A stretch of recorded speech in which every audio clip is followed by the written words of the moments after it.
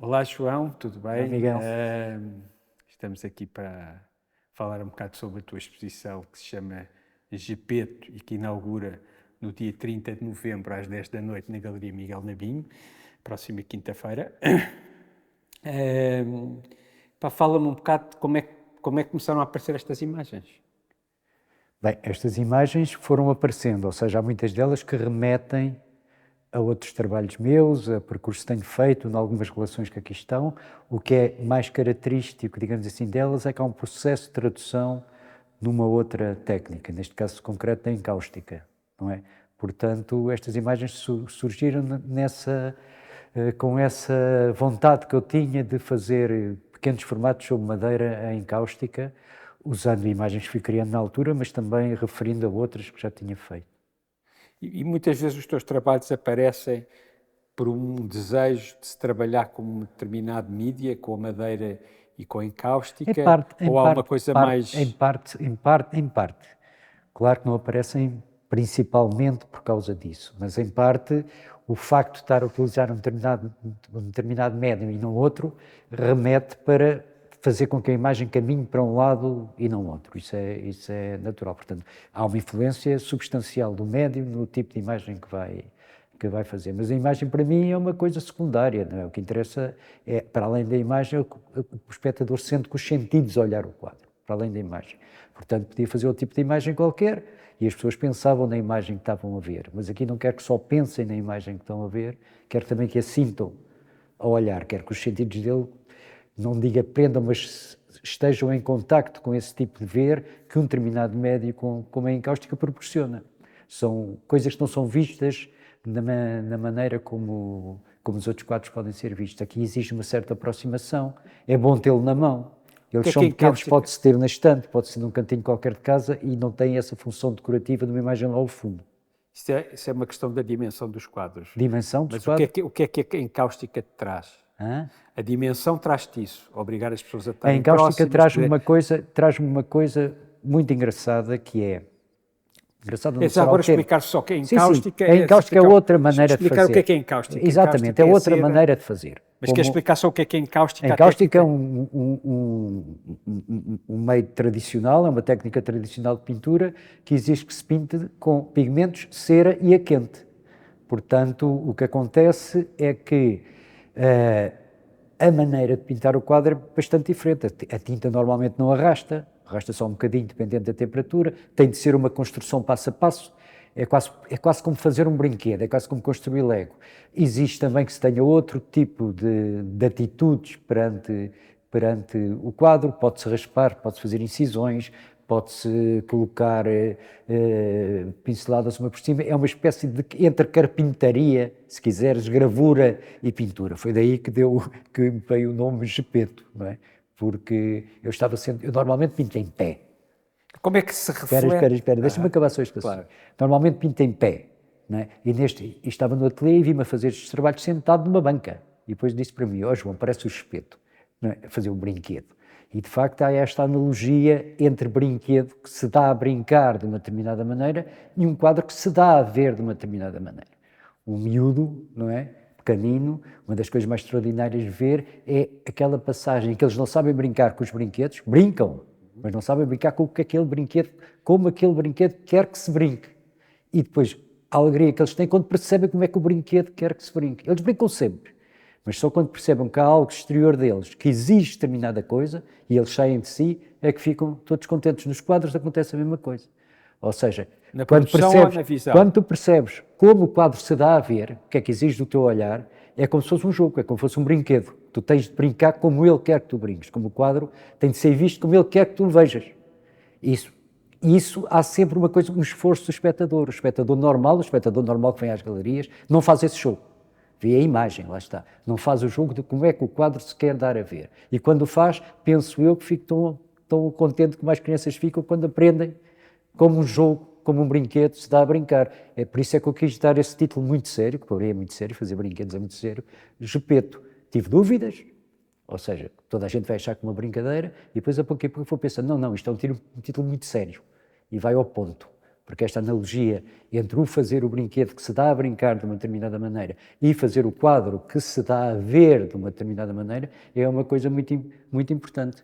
Muito importante. Faz com que o espectador saia de si, como o miúdo saia de si para brincar, o espectador sai de si para ver o quadro, joga o jogo do quadro, esse jogo visual, não é o jogo da imagem, é o jogo visual, e com certeza vamos observar muitos espectadores aqui a aproximarem-se, a afastarem-se, a verem mais de perto, a verem pormenores, e eu fiz estes quadros com uma grande intensidade, ou seja, pode-se ver os quadros de muitas maneiras, com diversas luzes, estando na estante, ao lado do sofá, estando na mão. Muito engraçado ver estes quadros, têm essa dimensão de poder pegar neles e fazer movimentos. Portanto, estão-se a ver de uma maneira diferente de que outro tipo de quadro que eu já fiz e que muita gente faz. É esse jogo, não é?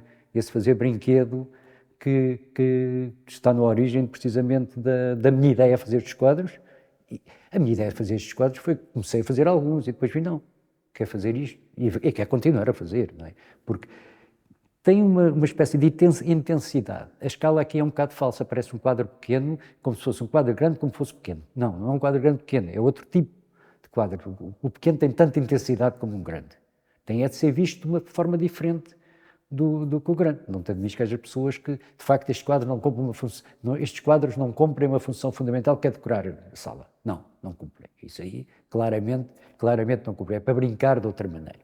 E o menino, entre aspas, não é? Se quer brincar com este brinquedo, veja como o brinquedo se dá a brincar, como o brinquedo se mostra, como você tem de brincar com ele. E os quadros eu fazia, há um texto extraordinário que me ficou na cabeça e no fundo explica isso. O Donald Judd, tu conheces bem, já tiveste até coisas dele. Exatamente. Comprou uma vez o quadro ao Joseph Albers, ou dos quadrados, e ele tem um texto a descrever o quadro de Joseph Albers. E é precisamente ele percebe perfeitamente como aquele quadrado de Joseph Albers se dá a brincar. Claro que não é um quadrado qualquer, é pintado de uma determinada maneira, exige um olhar de determinada maneira, etc, etc. Ele explica isso tudo num texto, já não sei em que revista foi na Arte Fórum ou qualquer coisa, que o Donald Judd escreveu isso. E é uma lição, não é? O menino a ver, a perceber, este brinquedo visual, podemos chamar isto de brinquedos visuais, não é? Este brinquedo visual dá-se a ver assim. E ficou tão contente que até explicou às outras pessoas, para o universo, não é? Como é que se tem um quadrado de Joseph Albers e não é, de facto, ter uma imagem de um quadrado. E ele explica fundamentalmente isto. Não é só um quadrado pintado por Joseph Albers desta maneira, para eu ver desta maneira. E tu, quando estás a fazer como o Geppetto faz, ou seja, estás a construir um brinquedo e pensas na maneira como as pessoas vão tentar descobrir aquele puzzle? Não, eu estou a fazer e ver ao mesmo tempo. E sei que há uma data de gestos, há uma quantidade de gestos, há uma data de multiplicações, há uma data de pequenas diferenças que a cáustica permite, é muito engraçado, e sei que ao os ver e controlá-los, porque esta técnica também se controla muito precisamente. Eu posso raspar, eu posso talhar uma pincelada, ou seja, a pincelada vai, eu posso tirar um bocadinho só que seja. Posso deixar um bocadinho que esteja no fundo só que seja, posso controlar isso tudo. É esse jogo que eu faço, que também me agrada que as pessoas façam, mas isso em qualquer tipo de pintura, claro. E tu chamaste Geppetto a esta exposição. Tu achas que as pinturas alguma vez te traem? Como o Pinóquio traiu o Geppetto? Não, só o Geppetto. O Geppetto passou-me na cabeça por causa que estava sentado a fazer aquela coisa, parecia que estava a fazer uns brinquedos, parecia um carpinteiro a fazer. Agora a história do Carlo Collodi, esse Geppetto daí precisava era de psicanálise, porque não é o Geppetto todo que aqui está o Geppetto da atitude a fazer brinquedos, só por simplesmente fez o Pinóquio. Agora, podemos levar a metáfora até aí, essa resposta devia ser gira, mas saía um bocado... Bem, podem trair, mas também, se forem mentirosos, podem-me falar da barriga da baleia, não é? Portanto, tem sempre uma parte positiva. Diz-me uma coisa, o processo, a lentidão Sim. que a encáustica te obriga, como é que ela depois se reflete no quadro final? Não é lento. Não é lento? Não é lento. Não é lento. Até é bastante rápido. Aliás, porque pela própria características do médio tem de ser rápido. Pode ser lenta a construção do quadro, mas o facto de pintar tem de ser rápido, porque ela seca. Não posso estar com o pincel assim, agora para pensar, já está seco, eu sei o que é que tenho de fazer. Não é? Portanto, o processo atómico, ou seja, gesto a gesto, pincelada a pincelada, é rápido. Depois a construção do quadro em geral pode ser lenta. Estes foram bastante lentos, aliás.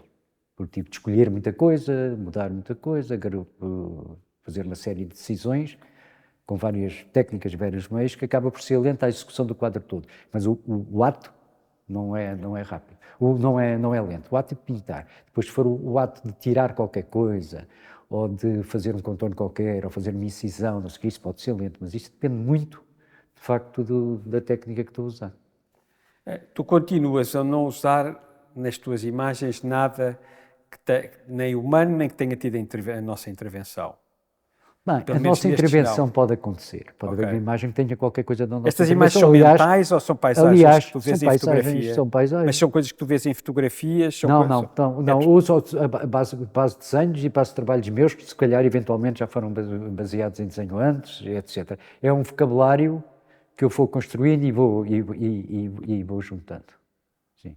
São formas que tu tens na cabeça? Formas, ambientes, sei lá, várias coisas. E nota-se, eu acho que é bastante distintivo nas várias coisas, alguns elementos que eu privilegio, não é? Aquela relação entre o rochoso e o arbóreo, a árvore montanha, toda essa junção eu gosto de explorar. A escala, por exemplo, usar uma paisagem numa fotografia, nós estamos muito sujeitos, embora haja quem não esteja e seja fazer isso muito bem, estamos sujeitos à escala que está. Mas eu posso perfeitamente mudar a escala, não é? Eu posso, mesmo no meu ato de olhar, posso pensar que aquela pedra pequena é muito grande e a árvore ao lado que é grande, eu posso pensá-la pequena, mesmo olhando. Posso juntar duas coisas e fazer isso. Isso da representação pode ser feito. Não negando o facto de estar a fazer uma paisagem, não negando que estou num ambiente eventualmente natural, ou estou num ambiente em que uma pessoa possa entrar lá dentro, não é? Mas todas essas questões de escala, de vibrações, de luz, etc., eu posso ir mudando. Olha uma coisa, tu hoje de manhã chegaram os últimos 4 quadros e há um detalhe que não se vê nesta imagem e tu disseste, este foi muito difícil, este demorou muito tempo, vi-me aflito para conseguir chegar a qualquer coisa que eu quisesse. Pá, é sempre a pergunta do costume, a pergunta de $1 milhão, é quando é que tu decides que a coisa está lá? Para mim ainda é um milagre. É um milagre. Sei que vagamente está mal, nunca sei se está completamente bem, nem tenho de saber. Quando eu saber que um quadro está completamente bem, é porque só faz aquilo que eu já sei. Não é? Que eu já tenho de estar naquela coisa que eu presinto que está bem, mas pode avançar mais um bocadinho. Aquele é um caso desses, porque avançou um bocadinho e é precisamente por estar a querer avançar um bocadinho noutra direção, não para a frente no futuro ou para o desenvolvimento da história da arte, nada disso, estava a avançar noutra direção, em que eu disse, se queres avançar por aqui, é ali, temos de ver como é que é. Tenho de discutir com ele, essa discussão às vezes demora tempo. Tu disseste que era uma espécie de um milagre, e esse milagre é divino ou é... Não é um milagre, não era a palavra correta. Okay. Eu não sei, não tem explicação. Não, eu disse a palavra de milagre porque correspondente a não tem explicação de milagre nenhum. Mas tu, como ainda para mais és de filosofia, como é que tu defines essa coisa que os artistas falam tanto, que é, eu cheguei lá, eu agora não ando nem mais para a frente nem mais para trás, está no sítio. Não há disso. Eu nunca ouvi falar que um artista chegou lá e agora não anda mais para a frente nem mais para trás. Não, que chegou ao que quer mostrar. Não chega. Não chega. Chega àquilo que sabe, o ponto em que pode continuar mais uma coisa e parou ali. Aquele já não vai mais, mas aquele fica ali para vir outro. É aquele que permite vir o outro. Isso é o que eu parar. Ou seja, é quase paradoxal, não é? O parar é aquilo que faz andar, não é? Não há outra maneira. Eu já cheguei à obra... Os escritores têm muito essa ideia. A obra-prima finalizada, não sei, mas isso não acontece. Não acontece. Nada avançado. A dimensão... o que é que tu notaste quando fizeste estas paisagens em muito pequeno para quando fazes coisas maiores? Qual é a coisa que tu notas? Qual é que é a diferença no olhar posterior à realização? Intensidade. Acho que a intensidade é mais nestas. É o corpo? A intensidade, sim. Ok. A intensidade. Sim, a intensidade mesmo de ver. porque eu aproximo-me e a distanciação das outras obras maiores permite uma presença visual muito grande, o seguinte também é extremamente interessante, mas eu gosto desta intensidade que está em todos os pontos, está em todas que se nota isso. Porquê? Porque as coisas pequenas que só existem dentro da nossa cabeça Não, e não, não têm não, efeito fisicamente. Se é pequeno tem intensidade, Ok. olhas lá, chegas lá ao perto já não é tão pequeno assim, já ocupa o espaço visual todo. Claro. Epá, eu estou satisfeito, tá? Acho que foi muito bem. Não sei se queres dizer mais alguma coisa sobre a exposição. Venham ver, mas pronto, venham ver e façam precisamente esse jogo que o quadro quer que façam com ele. A exposição é no dia 30 de novembro de 2023, na Galeria Miguel Navinha, às 10 da noite, quinta-feira. Venham todos, porque a exposição é magnífica. São 30 e tal quadros na parede e ao todo eles são 40 e tal, se eu não me engano. Já estão muitos vendidos. Venham depressa.